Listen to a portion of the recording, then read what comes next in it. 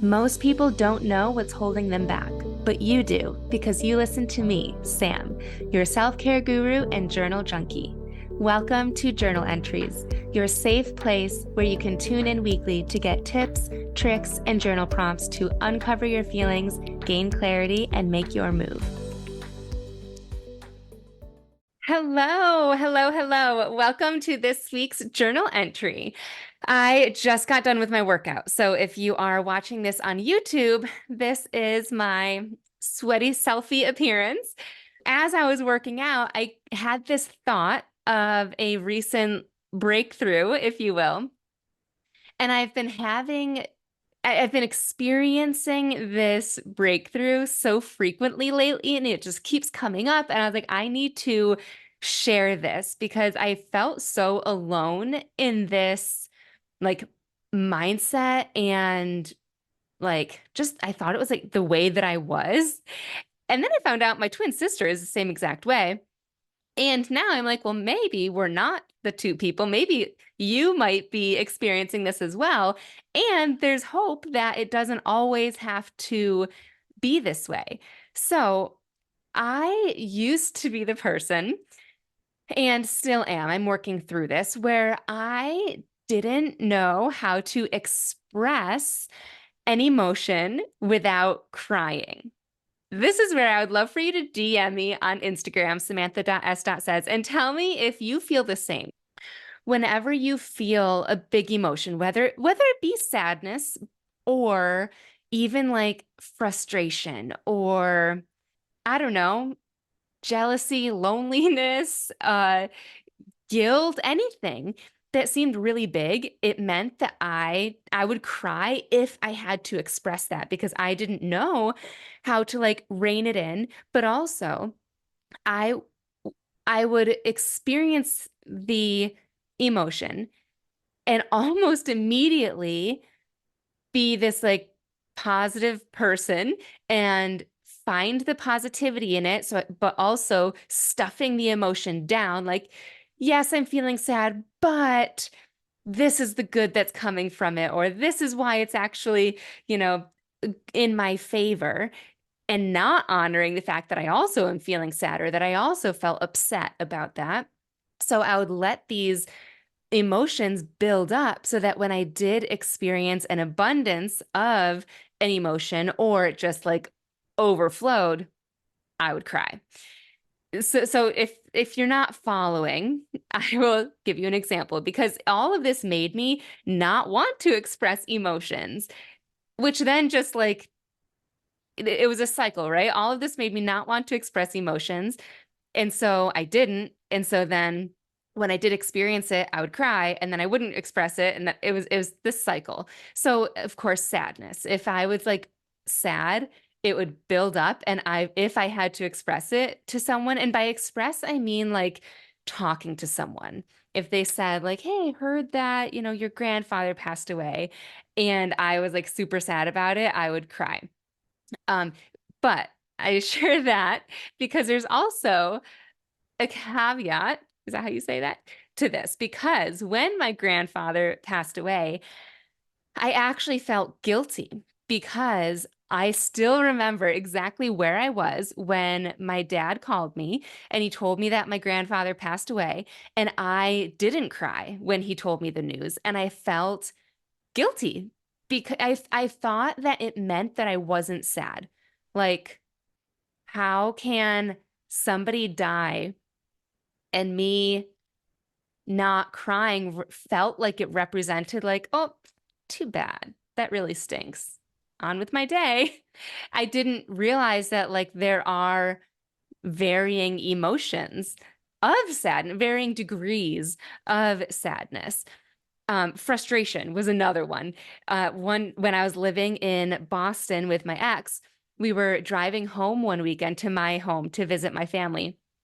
And we drove about 30 minutes out of the city, which, if you know Boston, traffic is crazy. We finally made it out of the city and literally to the tolls. And we realized we forgot something at our apartment. And it was around that same time that our family dog had died. Man, there's a lot of death in this episode. But the frustration of like having to go back through all that traffic and then back, and we were going to be later to my parents' house than I had wanted. And then I never even processed the fact that my dog died.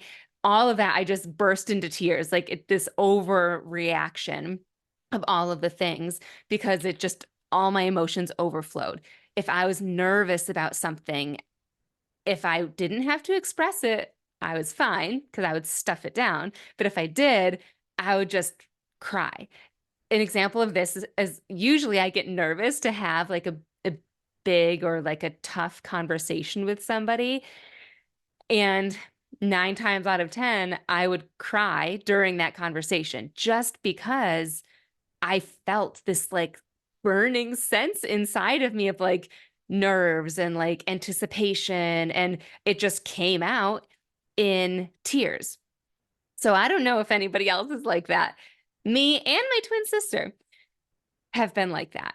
So recently, though, I was in therapy and we were talking about a certain situation. And of course, she was saying, like, does this make you feel? And what specifically is happening? And I started to feel that feeling in my stomach and even like a little bit in my throat, like before you cry, you get like a little frog in your throat. I started to feel that. And then as I was talking, mentally, I like internally, I asked myself, like, is this something that deserves tears? Like, do I need to cry over this? And it was a clear no. Like, I can have, it was this realization that I can have strong feelings about something without crying. And it just felt so powerful to do that. Like I was on the verge of tears because that's what felt normal. But it just also at the same time felt like, but I don't need to do that. Like I can experience these feelings without crying. And so I like swallowed that frog and I kept going. And I had to remind myself of that a couple times in that therapy session. But when I left, I was like, wow, I did it. I felt these big feelings and I didn't cry. It was this huge, like aha moment mixed with like breakthrough, all the things. And then at the time that I'm recording this, it is Saturday, December 23rd.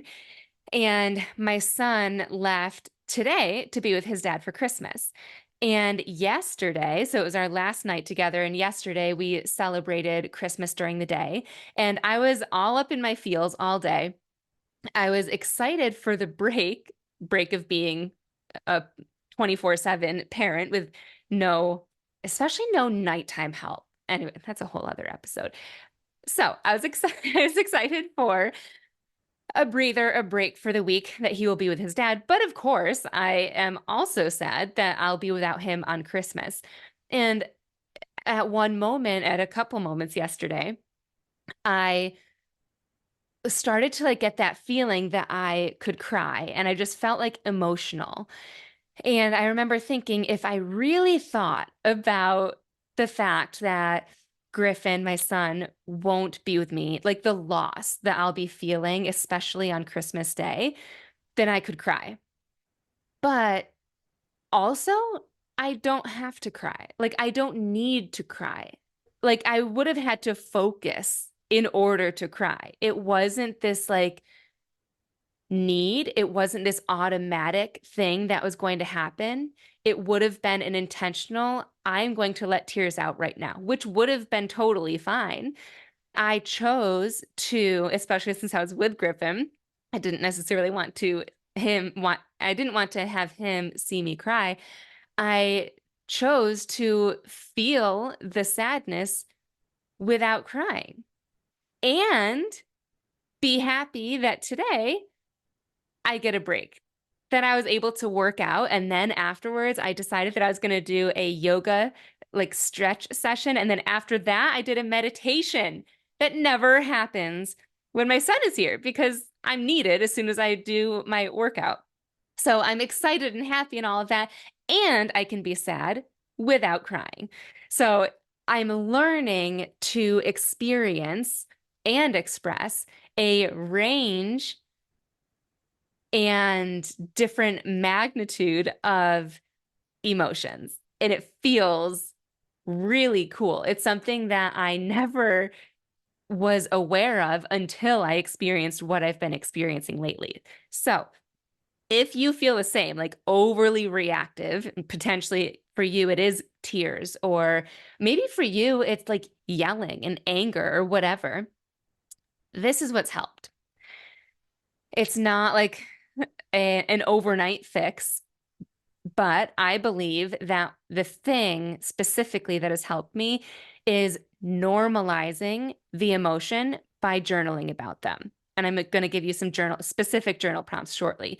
But I just realized that sadness isn't so scary when you talk about it. And by talk about it, I mean in your journal. All of these emotions, before opening up to anybody about them, I opened up to myself. I wrote them out in my journal. I processed them on my own. And so just writing about it became less scary. Sadness became less scary. Jealousy became less scary. Loneliness became less scary. Fear became less scary when I normalized it, when I realized like I can feel these feelings and it's okay. I like allowed myself to open the wounds, air them out, and through that, I felt this sense of safety in my journal, and time healed that. Experiences healed that. And it's been this like slow and steady uncovering, if you will, in my journal. But that normalizing, I think, is what was the biggest thing. I stopped putting these quote unquote big emotions, really any emotion other than happiness and positivity, on a pedestal thinking, ooh, they're bad. And I also realized that crying isn't bad. If I do cry, that's okay too. So, like any reaction is safe. And I just validated that first in my journal and then in conversations with people. And now I'm experiencing it on what feels like a bigger scale. So here are some journal prompts for you if you find yourself in a similar boat.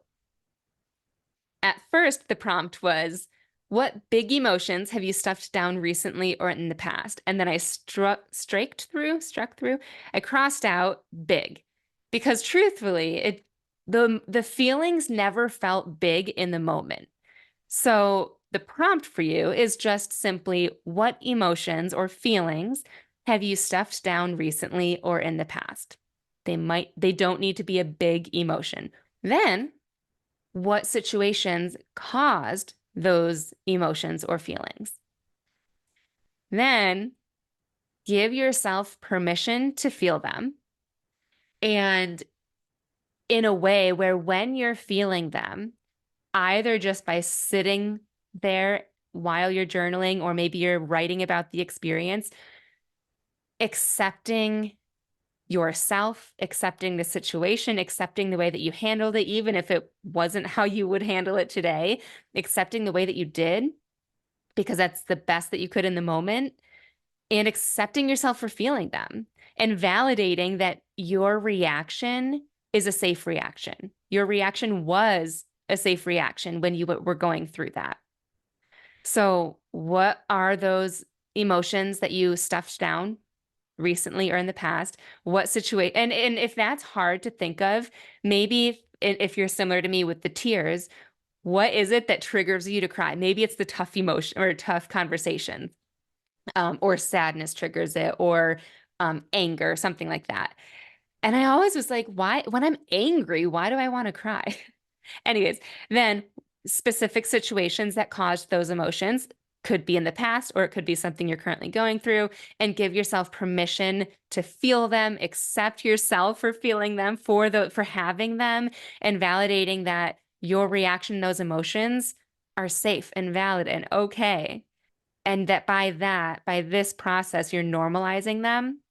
And over time, you too will be able to express emotions in a not so dramatic way. It just felt so dramatic to me every time I had to express something, and I hated that. So it just feels now like I'm in more control. I'm more intentional. I'm coming off as I actually want to. Like I'm being heard more because the focus isn't on the tears. The focus is on what I'm saying. It's just a beautiful thing. So I hope that this episode helps you. If you know somebody that is going through this or feels like this, please share this with them. And I will share all of those journal prompts in the show notes. So you don't have to write those down. Circle back to the show notes when you have a free moment to journal. Thank you so much for tuning in, and I will see you next week. Thanks so much for tuning in to this week's journal entry. I love connecting with my listeners, so make sure you screenshot this episode and tag me on Instagram at samantha.s.says so I know you're listening. And don't forget to grab your free training and journal prompts at www.samanthapenkoff.com/podcast.